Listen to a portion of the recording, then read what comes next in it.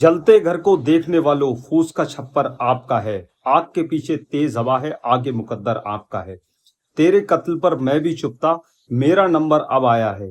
तेरे कत्ल पर मैं भी चुप था, मेरा नंबर अब आया है। मेरे कत्ल पर आप भी चुप हैं, अगला नंबर आपका है। बाहर के देशों के साथ साथ मिडिल ईस्ट की युद्ध के साथ साथ हमारे देश में भी कम घमासान नहीं हो रहा है। ये जो न्यूज है ये हमारे देश की मीडिया से हावी पूरी तरीके से हट चुकी हैं और ना ही इनको दिखाया जा रहा है, इनके बारे में कुछ भी एक्सप्लेन करने की कोशिश की जा रही है। जिस तरीके से चाहे वो मेरठ हो या हमारे दिल्ली का नोएडा हो, जिस तरीके से इन शहरों में हाहाकार मचा हुआ है और जिस तरीके से लोग अपने घरों को बचाने के लिए लड़ाई लड़ रहे हैं, अपनी नौकरियों के सैलरी के इंक्रीमेंट के लिए लड़ाई लड़ रहे हैं, ये एक बहुत एक गंभीर विषय है। जिस तरीके से लोग सड़कों पर हैं और प्रशासन से पब्लिक का आमना सामना सीधी टक्कर हो रही है, ये बिल्कुल भी कहीं से कहीं तक ठीक नहीं है। इस तरीके से ये सारी चीजें हो रही हैं, चाहे वो बनारस की दाल मंडी हो या फिर मेरठ हो या फिर लखनऊ हो, कई बहुत सारे ऐसी जगहें हैं जहां पर ये सारी चीजें हुई हैं और इससे काफी लोग प्रभावित हुए हैं और वो इन सारी चीजों को चीख चीख कर रोडों पर चीख चीख कर कह रहे हैं कि हम 70 साल से रह रहे हैं या हम 75 साल से रह रहे हैं। आप स्क्रीन पर आप तस्वीरें आप देख सकते हो,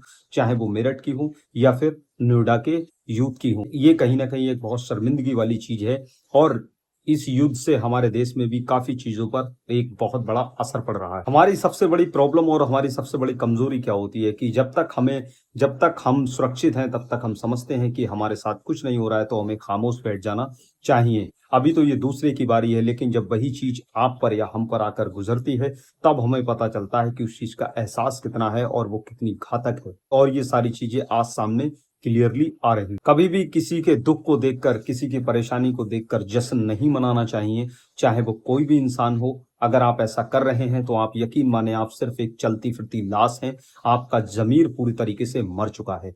क्योंकि इंसानियत के ही नाते सही, अगर आपके दिल में एक इंसान के लिए अगर हमदर्दी नहीं है, अगर आप हमदर्दी भी ये देख कर करेंगे कि वो किस वर्ग का है, किस जात का है, आप यकीन माने कि आप इंसान नहीं है। इसलिए अगर किसी पर जुल्म होता है, अगर किसी पर कोई ऐसी चीज आकर गिरती है, उसमें उसका सहयोग करना चाहिए, ना ये समझकर उसको भूल जाना चाहिए कि ये जुल्म हम पर नहीं हो रहा है तो हम इसके शिकार कभी नहीं होंगे।